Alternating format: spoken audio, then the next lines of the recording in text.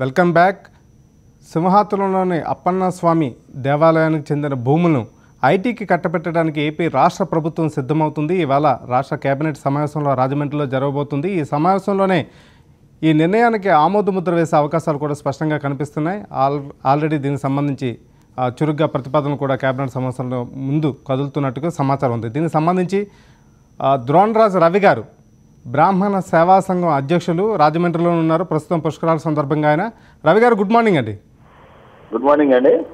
ఈ దేవాలయ భూముల్ని ఐటీ రంగానికి ఇవ్వాలని దాదాపు 250 కోట్ల రూపాయల విలువైన భూమిని 100 ఏళ్ల లీజుకి ఇవ్వాలనేది రాష్ట్ర ప్రభుత్వ ఆలోచన. అసలు సింహాచలం దేవాలయ భూములకు సంబంధించి ఇదివరకే చాలా వివాదాలు ఉన్నాయి. ఆ వివాదాలు తీరకుండానే నేరుగా ఒక ఐటీ కంపెనీ కట్టబెట్టడాన్ని మీరు ఎలా చూస్తారు?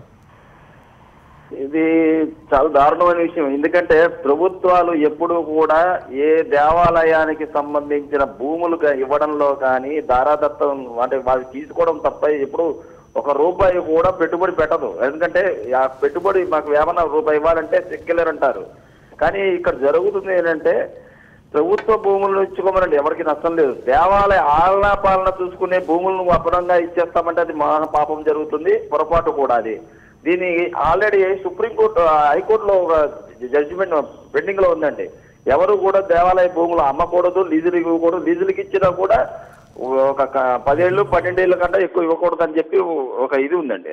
అసలు చట్టంలో కూడా ఉంది. 99 ఏళ్ళు 100 ఏళ్ళకి ఇవ్వడానికి ఎవరికి అధికారం లేదు. రెండోది, ఇప్పుడు క్యాబినెట్ తీసుకునే నిర్ణయాన్ని మా దేవాలయ భూములకి వర్తింపజేయక్కర్లేదు. ఎందుకంటే ఇది ఎవరో సొమ్ము కాదండి.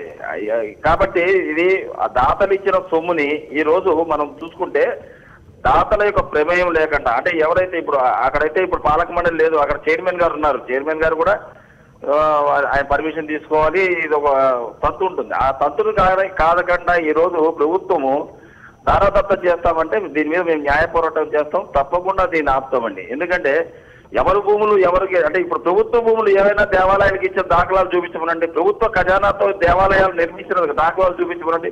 ప్రభుత్వ సొమ్ముతో ఏనాడైనా సరే ఎవరికైనా తిరుపతి వెళ్ళడానికి కానీ, మన అయ్యప్ప స్వామి గుడికి వెళ్ళడానికి కానీ, మన గంగా నది దీనికి వెళ్ళడానికి పుష్కరాలకు కానీ ఎప్పుడు కూడా డబ్బు పెట్టదు.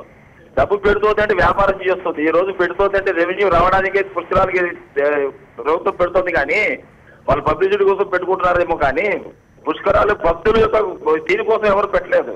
భక్తులకి ఇప్పుడు వచ్చిన 303 కోట్ల రూపాయలు లెక్కలు చెప్తున్నవారు రవి గారు కోట్ల మందికి చెప్పండి. రవి గారు, గుంటూరు జిల్లాలో చాలా మంది రైతులు, అంటే కొద్ది రోజుల క్రితం జరిగిన ఘటన, దేవాలయ భూముల్ని మాకు ఇవ్వండి, మేము కొన్ని తరాలుగా సాగు చేసుకుంటున్నాం అని చెప్పి పెద్ద ఎత్తున ఆందోళన జరిగింది. ఈ సందర్భంగా 6 రైతులు పురుగుల మందులు కూడా తాగితే 2 రైతులు అక్కడికక్కడే చనిపోయారు. అక్కడ రైతులకు ఇవ్వడానికి ముందుకు రాని ప్రభుత్వం ఇవాళ ఒక కంపెనీకి ఇవ్వడానికి ముందుకు వస్తుందనే ఒక రకమైన ప్రధానమైన విమర్శ ఉంది. ఈ ప్రభుత్వంలో ఇప్పుడు ఉన్న ఇతర అధికారులు కూడా ఒక గుర్తు పెట్టుకోవాలి. ఇప్పుడు ఈ రైతులకు ఇవన్నీ 2 ఎకరాల భూమి ఇచ్చేది వాళ్ళు లీజుకి. అటువంటి రైతుల్ని ఇద్దరిని హత్య చేసుకునేటట్టుగా, ఆత్మహత్య చేసుకునేట్టుగా ప్రేరేపించిన వారిని ముందు అరెస్ట్ చేయాలి. ఇది ప్రభుత్వం యొక్క తప్పుడు నిర్ణయం. ఇప్పుడు కొన్ని సంవత్సరాలుగా లీజు తీసుకుని వ్యవసాయం చేస్తూ షాపులు పెట్టుకుంటూ ప్రభుత్వం ఈ రెగ్యులర్ గా దేవాలయాలు కడుతున్న వారిని రోడ్డును పడితే ఒక వ్యవస్థను తీసుకొచ్చారు అధికారులు. ఇది చాలా పాపము మీరు చెప్తుంది. ఓకే ఓకే ఓకే రవి గారు, థ్యాంక్ యూ వెరీ మచ్ అండి. రమేష్ గారు, ప్రతి ప్రభుత్వం కూడా హిందూ దేవాలయాలకు సంబంధించిన లేకుంటే ధార్మిక సంస్థలకు సంబంధించినటువంటి భూములు, ప్రాపర్టీస్ ఏవైతే ఉన్నాయో ఆ యొక్క ధర్మాన్ని ప్రచారం చేయడం కోసం, ఆ యొక్క దేవాలయాల్లో ధూపదీప నైవేద్యాల కోసం, ఆ దేవాలయాల్లో పనిచేస్తున్నటువంటి అర్చకుల యొక్క జీవన విధానంలో మార్పు తీసుకురావడం కోసం ఉపయోగించాలి. ఇది మొదటి ప్రాముఖ్యత ప్రతి ప్రభుత్వానికి ఉండాల్సినటువంటి అవసరం. కానీ దురదృష్టవశాత్తు ఏంటంటే ప్రతి ప్రభుత్వం కూడా హిందువులకు సంబంధించినటువంటి ఆస్తుల మీద కన్నులు వేస్తారు. వాటికి అన్యాక్రాంతం అవుతున్నప్పటికీ కూడా వాటికి రక్షణ కల్పించరు. వాటిని అవసరమైతే ప్రైవేట్ యాజమాన్యాలకు అప్పచెప్తారు. అదే ఇతర మతస్థులకు సంబంధించినటువంటి ఆస్తులకు సంబంధించినటువంటి విషయంలో అంగుళం కబ్జా గురైనా లేకంటే వాణిజ్య సముదాయాలకు ఇవ్వాలన్నా ఈ ఆలోచన చేసేటువంటి ప్రయత్నం ఎవరు చేయరు. ఎందుకంటే ఓట్ బ్యాంక్ రాజకీయాలు దాగి ఉన్నాయి.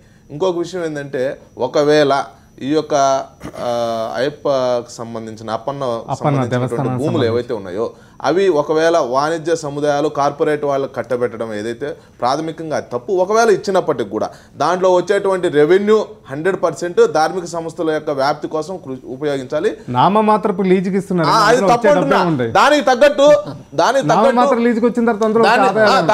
గౌతమ్ రెడ్డి గారు వేరే చోట ప్రత్యామ్నాయంగా ఇవ్వాలి. విజయవాడ నుంచి గౌతమ్ రెడ్డి గారు సార్, ఈ అప్పన్న దేవాలయం చెప్పండి. చంద్రబాబు నాయుడు గారిని చూస్తా ఉంటే ఇవాళ ఒక మనిషి అరే ఈ కన్ను పడిందంటే మన పని అవుట్రా అనేటువంటిది ఉంటుంది. చంద్రబాబు నాయుడు గారి కన్ను ఎక్కడ పడిందో అక్కడ మసే. రాజధాని ప్రాంతం 33,000 ఎకరాలు తీసుకుని పచ్చని పంట పొలాలన్నీ కూడా గందరగోళం చేసి 10,000 ఎకరాల్లో దాని వాటాకి 1,00,000 కోట్లకి తెరలేపడం జరిగింది. ఇవాళ డైరెక్ట్గా అప్పన్న భూముల పైన సుదీర్ఘమైనటువంటి పోరాటం చేసి ప్రభుత్వం చంద్రబాబు నాయుడు గారి హయాంలో గతంలో ఇచ్చినటువంటి భూముల మీద సుదీర్ఘమైనటువంటి పోరాటం చేసిన తర్వాత మరలా ఆ భూములు వారికే దక్కిన తర్వాత ఇవాళ మళ్ళీ ఆ కన్ను దాని మీద పడింది. వెంటనే ఒక సంస్థకి ఈ సెంట్రల్ అనేటువంటి దానికి అప్పచెప్పడం అనేటువంటి సెంట్రల్ సాల్యూట్ అనేటువంటి సార్, ఇప్పటికే విశాఖ నగరంలో ఒక ప్రైవేటు సంస్థ అయినటువంటి వెంచర్స్ ని వేసుకుంటానికి ఇప్పటికే విశాఖ నగరంలో ఒక ప్రభుత్వ ఆసుపత్రిని తరలించి మరి ఒక ఐటీ కంపెనీకి ఇచ్చారు. ఇలాంటివి గతంలో చంద్రబాబు నాయుడు హయాంలో చాలా ఉన్నాయి. ఇప్పుడు సింహాచలం భూమిలో నిరుపేదలు ఇల్లు కట్టుకుని ఉన్నారు, వాళ్ళ ఇళ్ల పట్టాల కోసం వెయిట్ చేస్తున్నారు.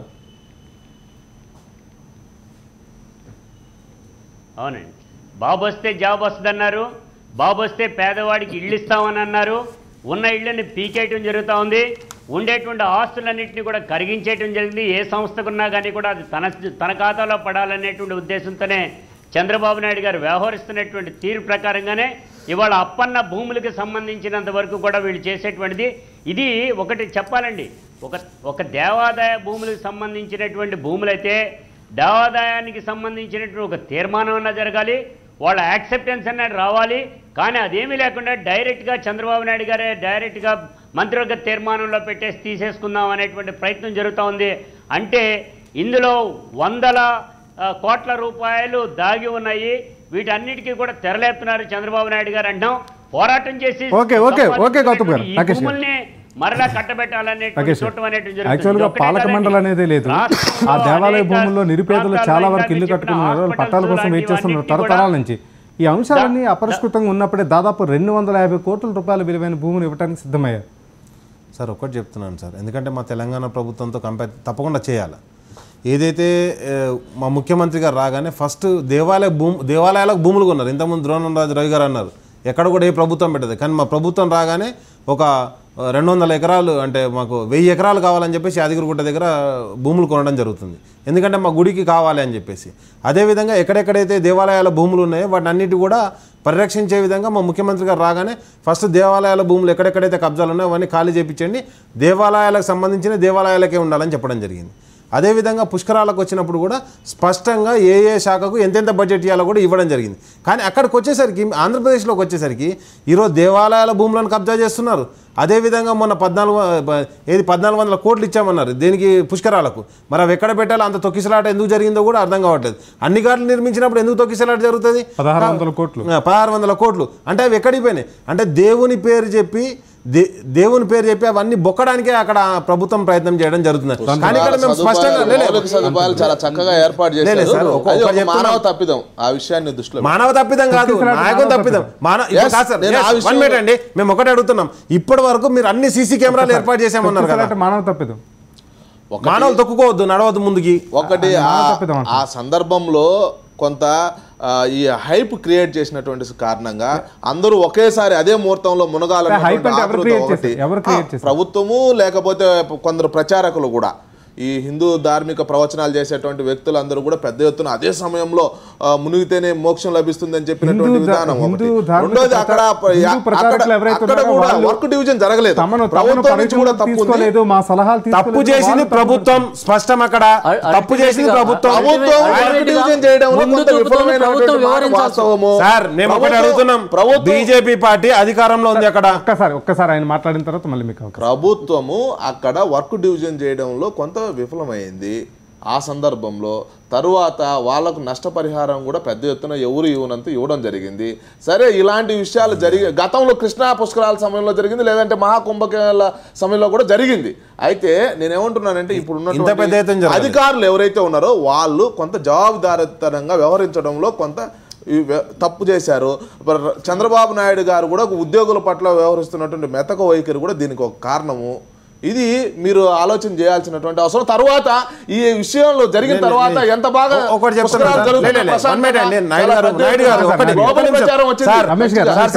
రమేష్ గారు మేము ఒకటి అడుగుతున్నాం. మీ చట్టపరంగానే కేంద్రంలో మీరున్నారు, అక్కడ పక్క రాష్ట్రంలో మీరు అలయన్స్లో ఉన్నారు, మీ మంత్రివర్గంలో కూడా ఉన్నారు. కెమెరాలు అన్ని సీసీ కెమెరాలు అరేంజ్ చేశారు కదా, సీసీ కెమెరాలు ఫుటేజ్లన్నీ బయట పెట్టండి. అసలు ఏం జరిగిందనేది ప్రజలకు కూడా తెలవాలి కదా. ప్రజాస్వామ్య విలువలకు తిలోదగాలు ఇస్తూ ఇంతవరకు ఎందుకు బయట పెట్టలేదు? ఇక్కడ ఫస్ట్ ఆఫ్ ఆల్ ఓకే, పుష్కరాలు నెక్స్ట్ వద్దాం. ఫస్ట్ ఆఫ్ ఆల్ ఈ అప్పన్న భూముల గురించి చెప్దాము. ఇప్పుడు అప్పన్న భూములకు సంబంధించి మేనేజ్మెంట్ అనేది యాజమాన్య హక్కులు కలిగి ఉన్నది, అంటే కేర్ టేకర్ ఆఫ్ ఆ ల్యాండ్స్ అన్నిటికీ కూడా. ఎక్కడైనా ఒక ల్యాండ్ ఎక్వైర్ చేసేటప్పుడు ఖచ్చితంగా ఆ మేనేజ్మెంట్ యొక్క ఒపీనియన్ తీసుకోవాలి, వాళ్ళకి నోటీస్ చేయాలి, వాళ్ళ ఎక్స్ప్లెనేషన్ కాల్ఫర్ చేయాలి, చేసిన తర్వాత మాత్రమే చేయాలి. అయితే ఈ మధురవాడలో ఉన్నటువంటి ఈ భూముల్ని ఇంతకుముందే పోరాటం చేసిన తర్వాత వీళ్ళు పొందగలిగారు. వాటిని మళ్ళీ కూడా నామినల్ 1 లక్ష రూపాయలు పర్ ఎకర్కి ఏది లీజ్ కింద తీసుకొని దాన్ని 100 సంవత్సరాలకి ఇవ్వటం అనేది చాలా దారుణం. అంటే ఈరోజు నాకు తెలిసిన పేపర్ల ద్వారా తెలిసిన విషయం ఏంటంటే స్ట్రైట్ అవే ఆ భూముల్ని లీజ్కి ఇచ్చినా కానీ దాని ద్వారా వచ్చే ఆదాయం 12 కోట్ల రూపాయలు సంవత్సరానికి.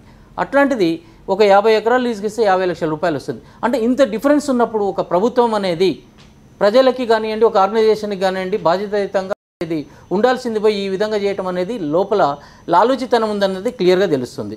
ఇక పుష్కరాల విషయానికి వచ్చినట్లయితే పుష్కరాలప్పుడు ఇప్పుడు ఈ మధ్య నిన్న ఒక కంప్లైంట్ కూడా లాడ్జ్ చేయడం జరిగింది. ఈ పుష్కరాలన్నిటిని కూడా రేపు పబ్లిసిటీ కోసం యూజ్ చేసుకోవాలని చెప్పేసి ఒక వీడియో షూట్ చేయడం జరిగింది. ఆ వీడియో షూట్లో ఈ జరిగినటువంటి హైప్లో ఒక్కసారి పబ్లిక్ అందరినీ రిలీజ్ చేయాల్సిందిగా ఆదేశాలు ఇవ్వడంతో ఈ విధంగా ఒక్కసారి మీద పడ్డారు. ఈ విధమైనటువంటి ఏ ప్రమాదం జరిగిందని చెప్పేసి చెప్పడం జరిగిందండి. ఈ విధంగా సరే ఏదేమైనప్పటికీ కూడా అది దురదృష్టకరమైంది. క్లియర్గా చెప్పొచ్చు అది ప్రభుత్వ యంత్రాంగం యొక్క విఫలం అని చెప్పేసి. ధార్మిక సంస్థలు కానివ్వండి, ఇంకా ఎవరు కూడా ఈ గడియ మంచిదన్నప్పుడు ఆ గడియల పబ్లిక్ ఏ విధంగా రావాల్సి వస్తున్నది అనేది యాంటిసిపేట్ చేయాల్సిన బాధ్యత ఉన్నదండి. గౌతమ్ రెడ్డి గారు సార్, ఈ అప్పన్న రమేష్ గారు అంటున్నారు సంబంధించినంత వరకు కూడా అవకతవకలు జరుగుతున్నాయని స్పష్టంగా కనబడుతుంది.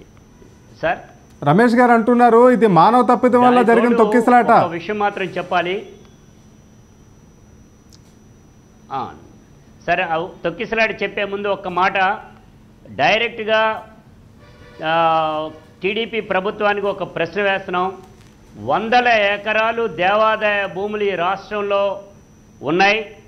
ప్రైమ్ ప్లేసెస్లో 1000 భూములు ఉన్నా ప్రైమ్ ప్లేసెస్లో 100 ఎకరాలు ఉంటే అవి కబ్జా కోరల్లో నలిగిపోతున్నప్పుడు వాటిని బయటికి తీసేటువంటి బాధ్యత ఈ ప్రభుత్వం తీసుకుంటుందా లేదా?